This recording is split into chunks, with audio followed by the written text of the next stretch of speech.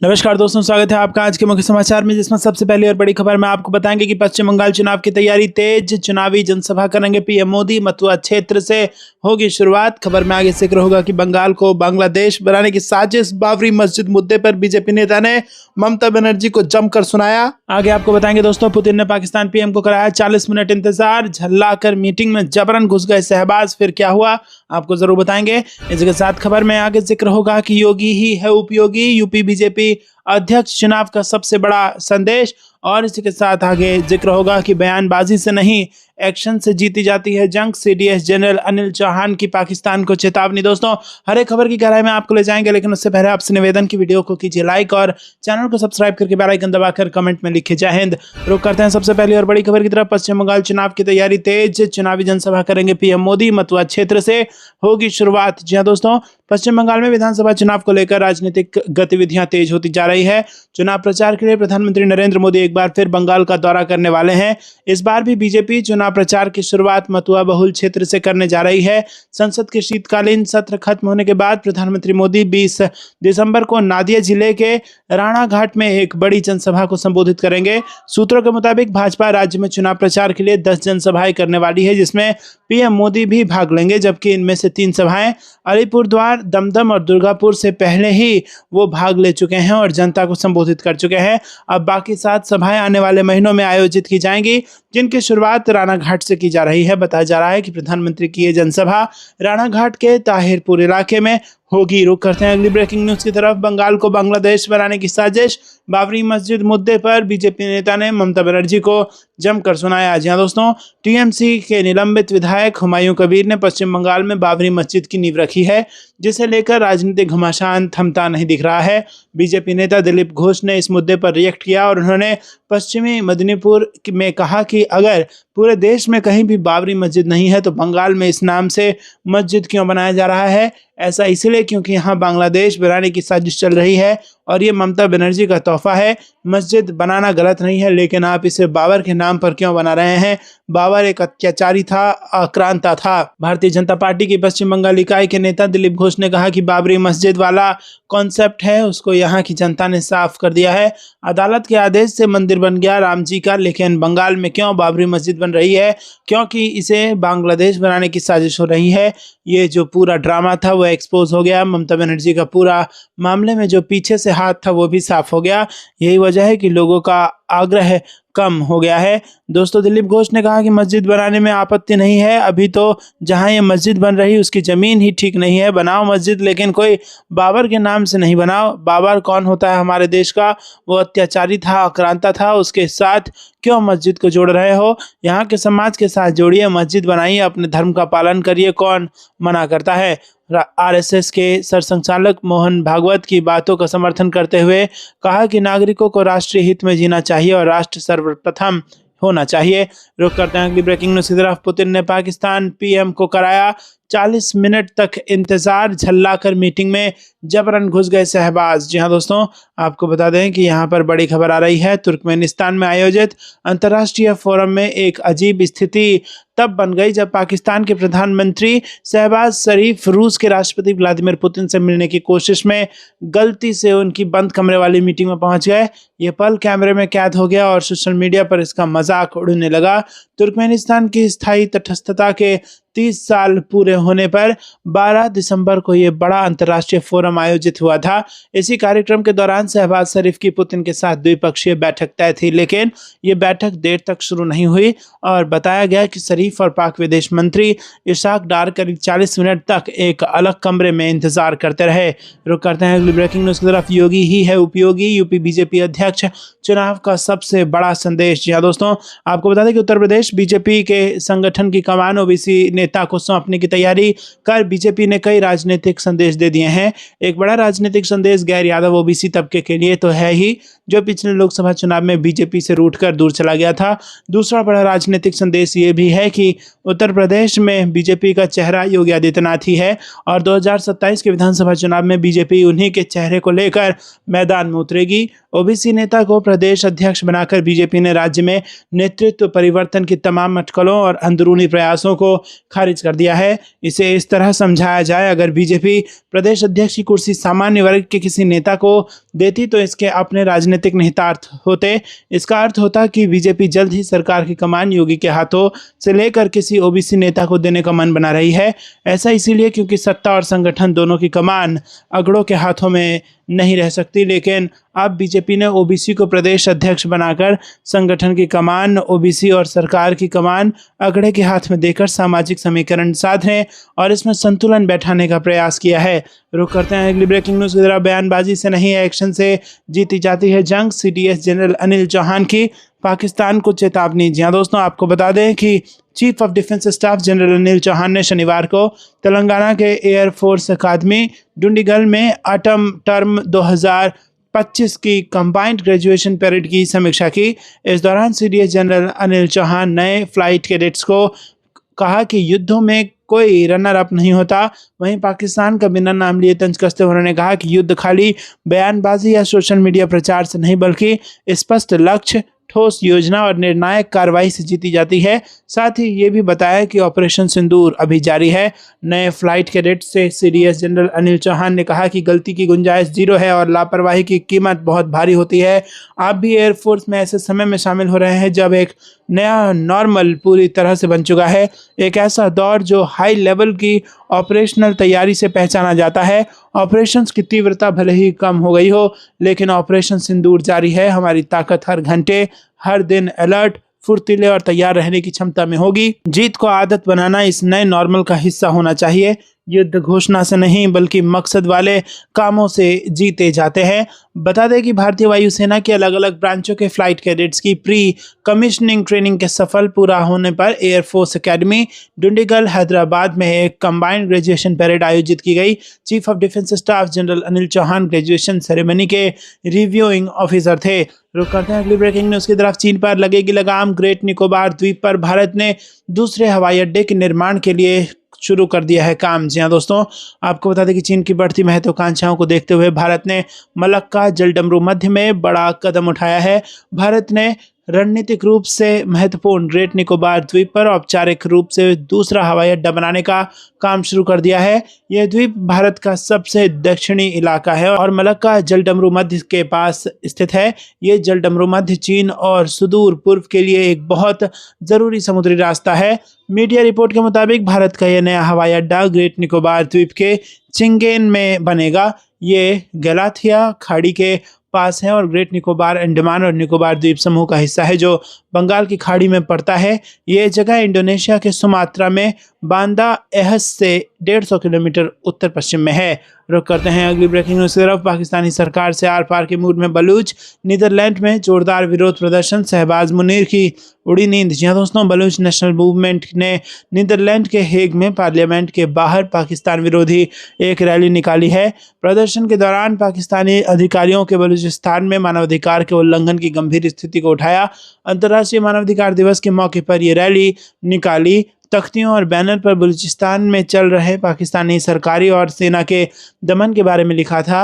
BNM ने बताया कि बलूचिस्तान में लोगों को जबरन गायब करना, बिना कानूनी कार्रवाई के हत्याएं और मूल अधिकारों का बड़े पैमाने पर उल्लंघन किया जा रहा है। प्रदर्शनकारियों ने अंतर्राष्ट्रीय समुदाय से बलूचिस्तान में बिगड़ते मानवाधिकार की स्थिति पर गंभीरता से ध्यान देने की अपील की। प्रदर्शन को संबोधित करते हुए बीएनएम नीदरलैंड्स चैप्टर के अध्यक्ष मोहिम अब्दुल रहीम, जहरा बलूच, सैफ बलूच मेहरा और जय सिंध फ्रीडम मूवमेंट के सत्तार ने कहा कि बलूचिस्तान में दशकों से मानवाधिकार का गंभीर उल्लंघन जारी है। रुक करते हैं अगली ब्रेकिंग न्यूज की तरफ। टैरिफ हटाना पड़ेगा, ट्रेड डील पर भारत का अमेरिका को फाइनल ऑफर, खुलकर रखी अपनी डिमांड, ट्रंप के पाले में गेंद। जी हाँ दोस्तों, भारत और अमेरिका के बीच ट्रेड डील पर बातचीत अब अपनी मंजिल की ओर जाती दिख रही है। भारत ने कुछ बदलाव के साथ फाइनल डील अमेरिका के सामने रख दी है। भारत ने अमेरिका की कई बातों को मान लिया है तो अपनी कुछ कड़ी शर्तें भी लगाई हैं। इन शर्तों में सबसे अहम रूसी तेल से जुड़े अतिरिक्त 25% टैरिफ को हटवाना है। डोनाल्ड ट्रंप प्रशासन ने अगस्त के महीने में भारत के सामानों पर 50% टैरिफ लागू किया और इसमें 25% टैरिफ रूस से तेल खरीदने के दंड के तौर पर लगाया गया है। दोस्तों, आपको बता दें कि अपने दो अलग अलग सोर्स के हवाले से भारत अमेरिका ट्रेड डील पर यह जानकारी दी गई है। रिपोर्ट में बताया गया है कि भारत ने अखरोट, बादाम, सेब और इंडस्ट्रियल सामान के इंपोर्ट पर टैरिफ को भी हटाने के लिए कहा। हालांकि ये एक बड़े बायलैटरल ट्रेड एग्रीमेंट का हिस्सा होंगे फिलहाल भारत 25% टैरिफ हटवाने पर फोकस कर रहा है। आपको क्या कुछ लगता है कमेंट में बताइए। वीडियो को लाइक नहीं किया तो लाइक जरूर कीजिए। रुक करते हैं अगली ब्रेकिंग न्यूज की तरफ। अमेरिकी दबाव बेअसर, रूस से बढ़ गया भारत का तेल आयात, कैसे और बढ़ सकती है खरीद। आपको बता दें दोस्तों कि बीते कुछ महीनों से टैरिफ और दूसरे कई प्रतिबंध लगाकर भारत पर दबाव डालने की अमेरिका की कोशिश नाकामयाब होती नजर आ रही है। हाल ही में ये खबर सामने आई है कि नवंबर में भारत का रूस से कच्चे तेल का आयात बढ़ गया है। जानकारी के मुताबिक भारत का रूस से तेल आयात नवंबर में 4% बढ़कर 5 महीने में सबसे अधिक 2.6 अरब यूरो तक पहुंच गया है। यूरोप के एक शोध संस्थान ने शुक्रवार को ये जानकारी दी। Centre for research on energy and clean air ने एक रिपोर्ट में बताया कि रूसी कच्चे तेल के मामले में भारत नवंबर में चीन के बाद दूसरा सबसे बड़ा खरीदार रहा। इसके पहले अक्टूबर में भारत ने रूस से 2.5 अरब यूरो का कच्चा तेल खरीदा था। रिपोर्ट के मुताबिक नवंबर में रूस के कुल कच्चे तेल निर्यात का 47% चीन तो वहीं 38% भारत को निर्यात हुआ। अन्य खरीदारों की बात करें तो 6% तुर्की और 6% यूरोपीय संघ के हिस्से गया। रुक करते हैं अगली ब्रेकिंग न्यूज की तरफ। बिहार में होगी नौकरियों की बहार, ये बड़ी कंपनी लगाएगी इलेक्ट्रॉनिक बस का प्लांट, कोका कोला भी करेगी निवेश। जहां दोस्तों आपको बता दें कि बिहार विधानसभा चुनाव 2025 के बाद से राज्य सरकार औद्योगिक विकास के प्रति अत्यधिक सजग है, जिसके सकारात्मक परिणाम दिखने लगे हैं। औद्योगिक परिदृश्य में एक बड़ी उछाल की संभावना है, क्योंकि प्रमुख वाहन निर्माता कंपनी अशोक लेलैंड ने राज्य में एक अत्याधुनिक इलेक्ट्रिक बस विनिर्माण इकाई स्थापित करने का प्रस्ताव दिया है। साथ ही वैश्विक पेय पदार्थ दिग्गज कोका कोला ने भी बिहार में एक नया संयंत्र लगाने में गहरी रुचि दिखाई है। यह महत्वपूर्ण प्रस्ताव उद्योग वार्ता जैसे मंच पर सामने आए, जहां निवेशकों को मुख्य सचिव से सीधी बात करने का अवसर मिला। वहीं दोस्तों आपको बता दें कि अशोक लेलैंड द्वारा बिहार में इलेक्ट्रॉनिक बस निर्माण इकाई स्थापित करने का प्रस्ताव राज्य के लिए महत्वपूर्ण कदम है। यह प्रस्ताव इलेक्ट्रॉनिक वाहनों के बढ़ते बाजार और पर्यावरण अनुकूल परिवहन को बढ़ावा देने की दिशा में एक बड़ी पहल साबित हो सकता है। कंपनी ने केवल फैक्ट्री ही नहीं बल्कि पिंक बस योजना को देखते हुए महिलाओं के लिए विशेष ड्राइविंग ट्रेनिंग स्कूल शुरू करने का भी सुझाव दिया है। यदि ये परियोजना सफल होती है तो इससे स्थानीय स्तर पर तकनीकी कौशल का विकास होगा और मेक इन इंडिया व मेक इन बिहार पहल को बल मिलेगा। साथ ही बड़ी संख्या में रोजगार के अवसर भी सृजित होंगे। रुक करते हैं अगली ब्रेकिंग न्यूज की तरफ। साल 2027 में देश भर में होगी जनगणना, 12,000 करोड़ रुपए का बजट मंजूर। जी हाँ दोस्तों आपको बता दें पूरी डिटेल आ चुकी है। भारत की जनगणना 2027 देश के इतिहास में पहली बार पूरी तरह डिजिटल होगी। सरकार का कहना है कि ये नई व्यवस्था डेटा की सुरक्षा, तेजी और पारदर्शिता को ध्यान में रखकर तैयार की गई है। 2 चरणों में होने वाली ये जनगणना देश के हर व्यक्ति और हर घर की जानकारी डिजिटल तरीके से दर्ज करेगी। केंद्रीय मंत्री अश्विनी वैष्णव ने बताया कि जनगणना 2027 के लिए 11,718 करोड़ रुपए का बजट मंजूर किया गया है। ये पूरी जनगणना डिजिटल प्लेटफॉर्म पर होगी। पहला चरण हाउस लिस्टिंग और हाउसिंग जनगणना अप्रैल से सितंबर 2026 के बीच होगी। दूसरा चरण जनसंख्या गणना फरवरी 2027 में होगा। सरकार ने कहा कि जनगणना मोबाइल ऐप के जरिए होगी और लोग चाहें तो एक वेब पोर्टल पर खुद भी जानकारी भर सकेंगे। पूरा काम रियल टाइम में census management and monitoring system से मॉनिटर किया जाएगा। रुक करते हैं अगली ब्रेकिंग न्यूज की तरफ। भारत का एक राज्य एंटी सनातन धर्म का सिंबल बन गया, लोकसभा में अनुराग ठाकुर ने लगाए गंभीर आरोप। जी हाँ दोस्तों आपको बता दें कि लोकसभा में चुनाव सुधार, वंदे मातरम की चर्चा के बाद अब कई अन्य मुद्दों पर बहस जारी है। इसी क्रम में बीजेपी सांसद अनुराग ठाकुर ने एक ऐसा मुद्दा उठा दिया जिससे सदन में हंगामा मच गया। दरअसल अनुराग ठाकुर ने तमिलनाडु सरकार पर हिंदुओं पर लाठीचार्ज करने का गंभीर आरोप लगाया और उन्होंने कहा कि राज्य सरकार के मंत्री सनातन धर्म के खिलाफ बयान दे रहे हैं।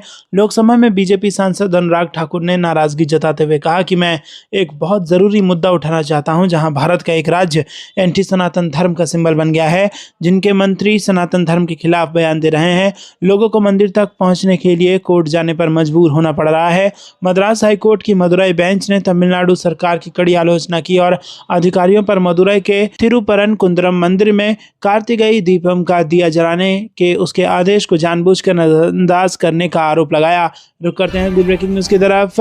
सूर्यदेव कहां देंगे दर्शन और कहां छाएगा कोहरा। वीकेंड में ट्रिप का प्लान बनाने से पहले चेक कर ले मौसम अपडेट। जी हाँ दोस्तों, देश में इस बार मौसम का अलग ही मिजाज देखने को मिल रहा है। सुबह और शाम के समय कड़ाके की ठंड पड़ रही है, तो वहीं दोपहर के समय गर्मी का एहसास होने लग रहा है। और ऐसे में वीकेंड होने के कारण कई लोग छोटी ट्रिप प्लान कर रहे हैं, लेकिन उनके मन में ये टेंशन बनी हुई है कि कहीं मौसम ज़्यादा बिगड़ ना जाए और हमारा ट्रिप का प्लान कहीं चौपट ना हो जाए।